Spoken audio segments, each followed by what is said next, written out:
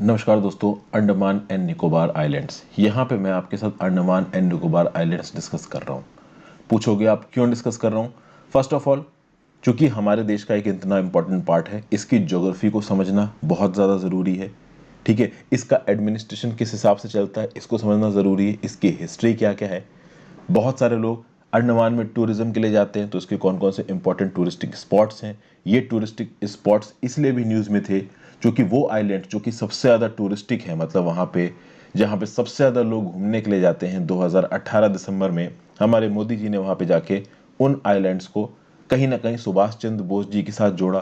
तो Andaman and Nicobar islands के बारे में जो बेसिक इन्फॉर्मेशन है, वहाँ पे कौन कौन सी ट्राइब्स रहती हैं, इनको हम लोग यहाँ पे समझने की कोशिश करेंगे। और इस पूरी पीपीटी को मैं आपको दो भागों में समझाऊंगा, क्योंकि बड़ी पीपीटी है तो एक भाग में कवर नहीं कर सकता। तो इंट्रोडक्शन, पहले भाग में बेसिकली मैं आपके साथ डिस्कस करूंगा इंट्रोडक्शन, अंडमान एंड निकोबार की ज्योग्राफी, मेजर आइलैंड्स कौन कौन से अंडमान निकोबार में, 10 डिग्री चैनल का क्या रोल है, और इन सब चीज़ों को मैं आपको कहीं ना कहीं फिगर के साथ दिखाऊंगा। सेकंड वीडियो में हम लोग हिस्ट्री के बारे में बात करेंगे, एडमिनिस्ट्रेशन के बारे में बात करेंगे, ट्राइब्स के बारे में बात करेंगे, टूरिज्म और मेजर टूरिस्टिक स्पॉट्स, रॉस और स्मिथ आइलैंड्स, और 2004 की सुनामी ने किस हद तक अंडमान एंड निकोबार आइलैंड्स के इलाके को कम किया है, इस चीज़ को देखेंगे। शुरुआत करते हैं बिना समय बर्बाद किए गए। अगर आप देखो तो यूनियन टेरिटरी है अंडमान निकोबार आइलैंड्स, ये तो हमको देखिए मालूम ही है। दो ग्रुप ऑफ आइलैंड से, एक अंडमान ग्रुप ऑफ आइलैंड से, एक निकोबार ग्रुप ऑफ आइलैंड से। ठीक है भाई। तो Andaman islands and Nicobar islands basically एक सबमर्ज्ड माउंटेन रेंज की पीक्स है। मतलब कि बेसिकली अगर आपका ये मान लीजिए है इंडिया, इंडियन सब कॉन्टिनेंट, और इधर से एक समुंदर के नीचे एक माउंटेन पीक चली आ रही है, उस माउंटेन पीक के जो ऊपर का हिस्सा है उसको रगड़ रगड़ के आप सपाट कर दो तो बन जाता है अंडमान एंड निकोबार आइलैंड्स। ठीक है भाई। अगर आप इस आइलैंड की बात करो तो इसकी बाउंड्री बनती है bay of Bengal to the west and Andaman sea to the east. Port Blair जो राजधानी है वो साउथ अंडमान आइलैंड पे है। अंडमान सी इसके ईस्ट में पड़ता है, बे ऑफ बंगाल वेस्ट में पड़ता है। एक बार इसकी फिगर को देखते हैं, चीजें आपको समझ में आ जाएंगी।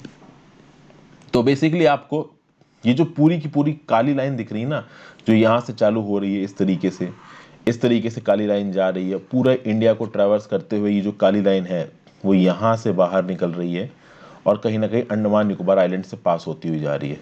तो अब समझिए पूरी की पूरी प्लेट है ये, this is a whole complete plate. यहां पे आपको अंडमान निकोबार आइलैंड्स नजर आ रहे हैं। ठीक है। तो अगर आप बात करो हमारे हिमालयास की, तो हिमालयास पूरा आपका वेस्ट से ईस्ट तक आए, अरुणाचल प्रदेश तक पहुंचे। अरुणाचल प्रदेश में अराकान योमा से वो साउथ घूम गए म्यांमार के पास। ये अराकान योमा का जो साउथ वेस्ट एक्सटेंशन है ये समुंदर के नीचे है।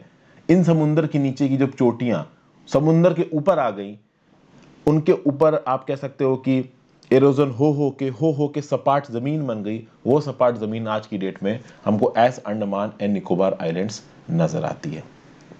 अगर आप अंडमान एंड निकोबार आइलैंड्स की बात करो तो भाई यहाँ पे तीन बेसिक भागों में इसको बांटा गया है। एक है भाई निकोबार डिस्ट्रिक्ट जिसका कैपिटल है कार निकोबार। एक है साउथ अंडमान डिस्ट्रिक्ट जिसका कैपिटल है पोर्ट ब्लेयर। एक है नॉर्थ और मिडिल अंडमान डिस्ट्रिक्ट जिसका कैपिटल है मायाबंदर।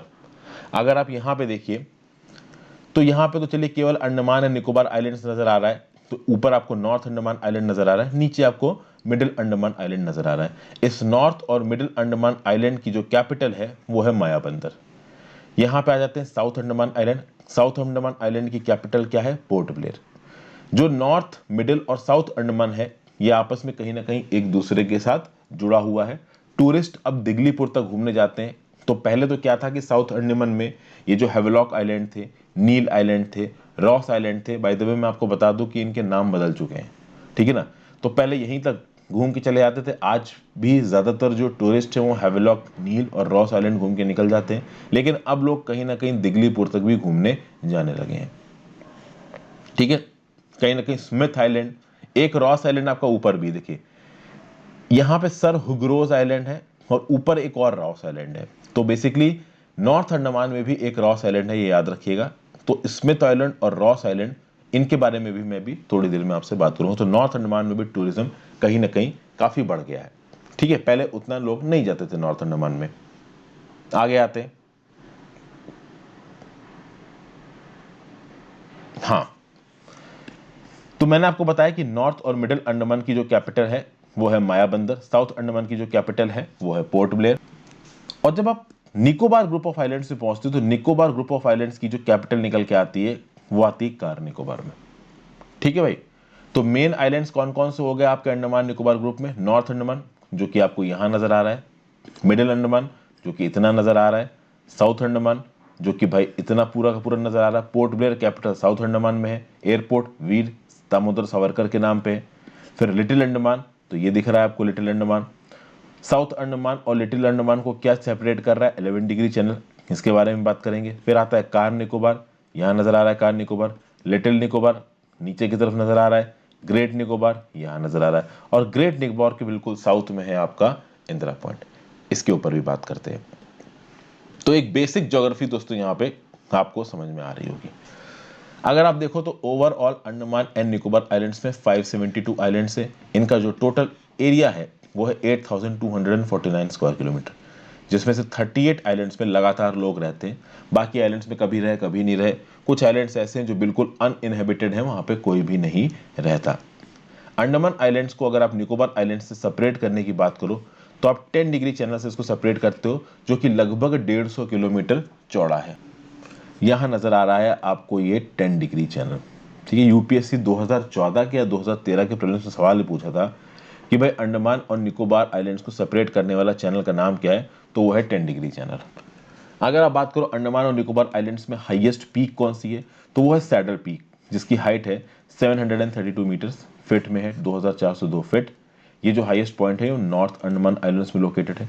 अगर आप बात करो अंडमान ग्रुप ऑफ आइलैंड्स की, तो 325 आइलैंड्स है, 325 आइलैंड्स जिनका टोटल इलाका है 6170 स्क्वायर किलोमीटर्स। निकोबार ग्रुप में 247 आइलैंड्स है, 247 जिनका टोटल इलाका है 1765 स्क्वायर किलोमीटर्स, 1765। यूनियन टेरिटरी की कैपिटल है पोर्ट ब्लेयर, जो कि 1255 किलोमीटर दूर है कलकत्ता से, 1200 किलोमीटर दूर है विशाखापट्टनम से, 1190 किलोमीटर दूर है चेन्नई से। जो हमारे देश का जो सबसे साउदर्न मोस्ट टिप है उसको आप बोलते हो इंदिरा पॉइंट, और इंदिरा पॉइंट ग्रेट निकोबार पे है। ग्रेट निकोबार की लोकेशन अभी थोड़ी देर पहले मैंने आपको मैप पे दिखाई, अगर आपने अटेंटिव है तो ध्यान दिया होगा। ये जो इंदिरा पॉइंट है, it is the southern most tip of great Nicobar island, और हमारे देश की साउदर्न मोस्ट टिप कौन सी है? वो इंदिरा पॉइंट है। खास बात दोस्तों ये कि जो इंदिरा पॉइंट है ना, ये सुमात्रा आइलैंड इंडोनेशिया से केवल 200 किलोमीटर दूर है। सोचिए, चेन्नई, कोलकाता, विशाखापट्टनम जैसी जगहों से 1000 किलोमीटर से ज्यादा दूर है आपका पोर्ट ब्लेयर, और पोर्ट ब्लेयर की भी और साउथ में पहुंच जाओ तो ग्रेट निकोबार का southern most tip Indira point, ये हमारे देश का हिस्सा है, जो कि इंडोनेशिया के सुमात्रा आइलैंड से केवल 200 किलोमीटर दूर है। भगवान का शुक्र मनाइए कि इंडोनेशिया है। चाइना होता तो बोलता कि अंडमान निकोबार हमारा है, जो कि 200 किलोमीटर दूर पड़ रहा है हमसे। ठीक है, तो ये बात है यहाँ पे, हालांकि मिलता उसको तब भी नहीं। ये भाई लाइट हाउस है इंदिरा हाउस का। आज की डेट में अगर आप देखो जाके वहां पे, तो कुछ इस प्रकार का आपको नजर आएगा। समुंदर के अंदर ये लाइट हाउस नजर आ रहा है। नॉर्मल कर समुंदर के अंदर नहीं, बाहर ही दिखते हैं एक्चुअली में। अगर आप प्री सुनामी एरा में चले जाओ तो लाइट हाउस कुछ ऐसा नजर आता था। यहाँ पे आपको अच्छी खासी जमीन नजर आ रही, घर नजर आ रहे हैं। हुआ ये कि जब सुनामी आई, पानी अंदर तक घुस आया, लाइट हाउस काफी हद तक डैमेज हो गया, और उसके बाद जो सिचुएशन बनी वो कुछ ऐसी बनी। काफी सारी जमीन आपकी ग्रेट निकोबार आइलैंड्स की और भी बहुत सारे आइलैंड्स की, अंडमान निकोबार आइलैंड्स की, परमानेंटली पानी के नीचे चली गई। ठीक है भाई, और इसका काफी नुकसान हमें देखने को मिला है। क्या नुकसान देखने को मिला है मैं आपको बताता हूं। लगभग 100 स्क्वायर किलोमीटर की जमीन अगर आप बात करो तो धंस चुकी है, किसके अंदर? पानी के अंदर, सुनामी के बाद। ये बैरन आइलैंड है, और बैरन आइलैंड पे यहाँ पे आपको एक वोल्केनो नजर आ रहा है। तो जब बात होती है अंडमान निकोबार आइलैंड की, तो यहाँ पे वोल्केनोज भी मिलते हैं।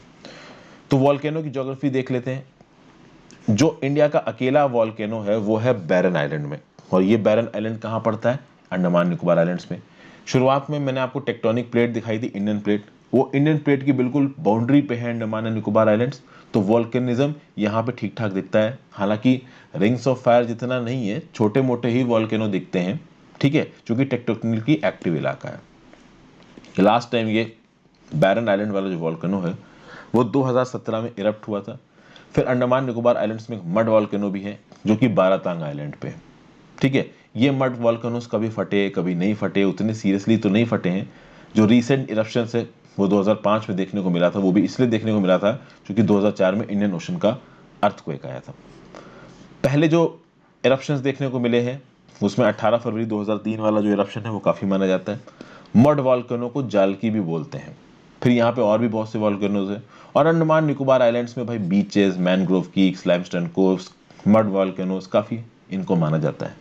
2018 में प्रधानमंत्री मोदी जी जब अंडमान निकोबार आइलैंड्स गए, 2 दिन की उनकी विजिट थी, तो उन्होंने 3 आइलैंड्स के नाम बदल के कहीं ना कहीं सुभाष चंद्र बोस जी के साथ जोड़ दिए। रॉस आइलैंड का नाम रखा गया नेताजी सुभाष चंद्र बोस आइलैंड, नीन आइलैंड का नाम रखा गया शहीद आइलैंड, हैवलॉक आइलैंड का नाम रखा गया स्वराज आइलैंड। शहीद, स्वराज, ये सब सुभाष चंद्र बोस जी के साथ जुड़े हुए हैं। मड वॉल्केनो कुछ इस प्रकार का देखने को मिलता है, मिट्टी मिट्टी आपको इसमें नजर आ रही है। मेजर आइलैंड्स भी मैंने आपको दिखा दिए अंडमान निकोबार आइलैंड्स के। 10 डिग्री चैनल की बात कर लीजिए तो 10 डिग्री चैनल एक चैनल है जो सेपरेट करता है अंडमान आइलैंड्स को निकोबार आइलैंड से बे ऑफ बंगाल में।